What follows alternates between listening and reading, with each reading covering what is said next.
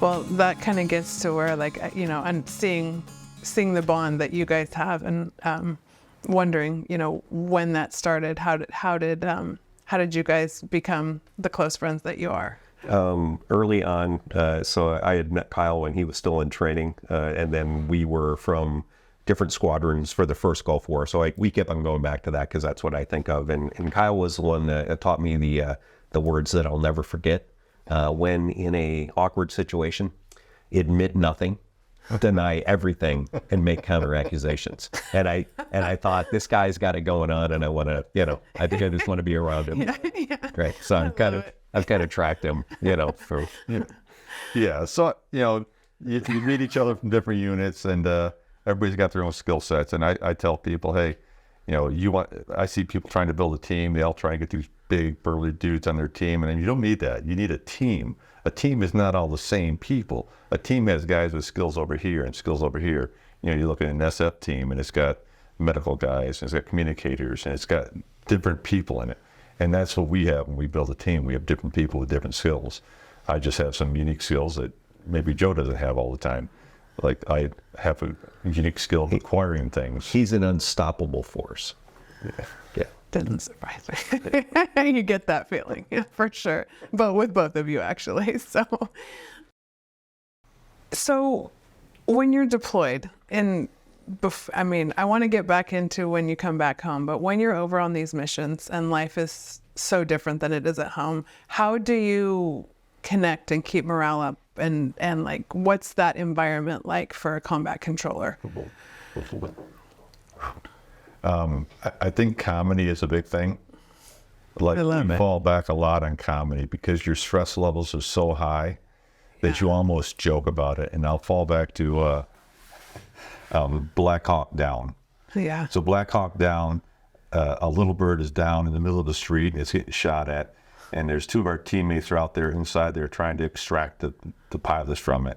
Scotty Fales and Tim Wilkinson. And this is a story I heard Tim tell, and they're shooting the helicopter, bing, bing, and you're hearing the snaps over your head.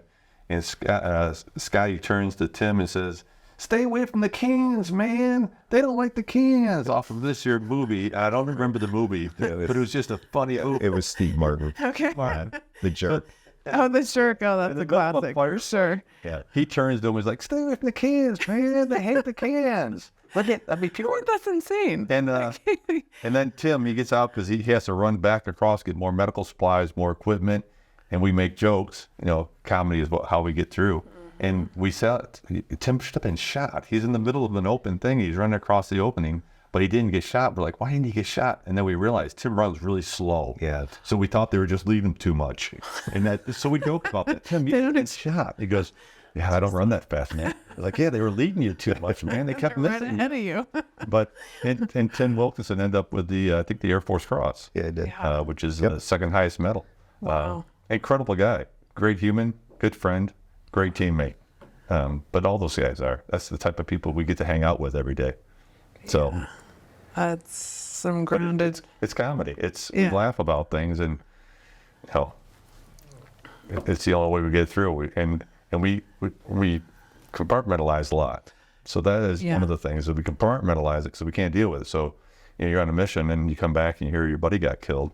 You're sad, you're crying inside, but you can't because you've got to pack your up for the mission the next day. So it's not like you have time to grieve. So you make a joke about it and you go to the next mission and you just push it down inside. And that's what we do is we push it down inside and we just, And then you're carrying it. Yeah. And the load's getting heavier and heavier. Yeah. And you don't get to let it go. It's not like you get to go to the funeral and, let it out and, Yeah, there's a traditional grieving process. Yeah. No, you go out and jump on the next helicopter, get ready for the next mission. So it's hard overseas like that because you don't have that process. Now, we do have services for people over there. We do try and, pay our respects. Some of the greatest moments of my life and worst, is we'll have a...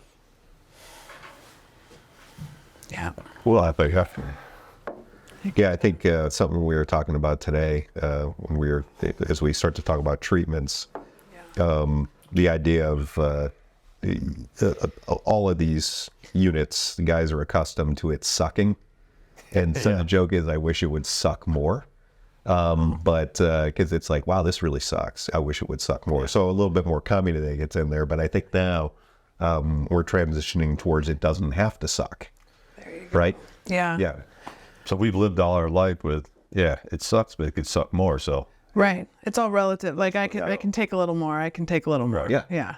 I was talking to Lee, and Lee asked me how I felt after my treatment today, and I was like, or yesterday, and I was like, I stood up. I was like, I don't have any pain. I've lived with pain my whole life, but I stood up. I was like, my knees don't hurt, my ankles don't hurt. I bent down, my back don't hurt. I was like, wow. And then I think I said something like, doesn't have to suck. My whole life has sucked because the pain is always there, whether it's emotional pain or physical pain. The physical pain has always been there, and the emotional pain has been locked down. Yeah. So when you're overseas like that, you just lock it down, and it's just a flesh wound. Go on to the next mission. Yeah. On one hand, I'm so amazed at what the human body and mind and spirit can carry. And on the other hand, I also never want to know where that breaking point is. And I think that is something that every human has to deal with on some level. But from the standpoint of what you guys have seen, and how many years in the military for each? 21. 20. 20 and 1 and 20. Okay. And then you come home and you've been carrying all of that. Right. And you come home to your families, you come home to regular life, not mission driven, your team isn't there. And that's where we start to get into how we met. And I mean, there was a lot of space in there between when you came home and when we met. But when you start to get on that road and go, wow, there really does need to be some healing here. So can you back up to when you came into civilian life and came out of the military and what that experience was like? Even before the military, or even before I got out of the military, one of the things is you're overseas and you're conducting operations, and hey, you're conducting operations right till the day you leave. It's not like, oh, hey, you take the weekend off. No, you conduct operations right till the day you leave. Then you pack your kit, you fly home. You could be home the next day going to your kid's t-ball game. So the day before, you're out doing combat missions. People are dying, and you're taking care of business. You're doing what the country's asked of you.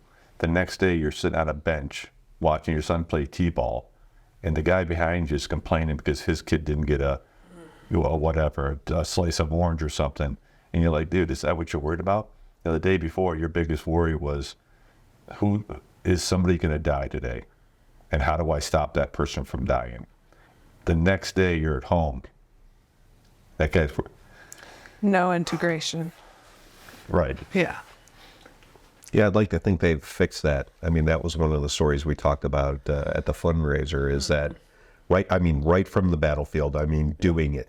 Like, it's explosions are happening, and within 36 hours I'm standing in the kitchen with my wife, and that's like, oh my.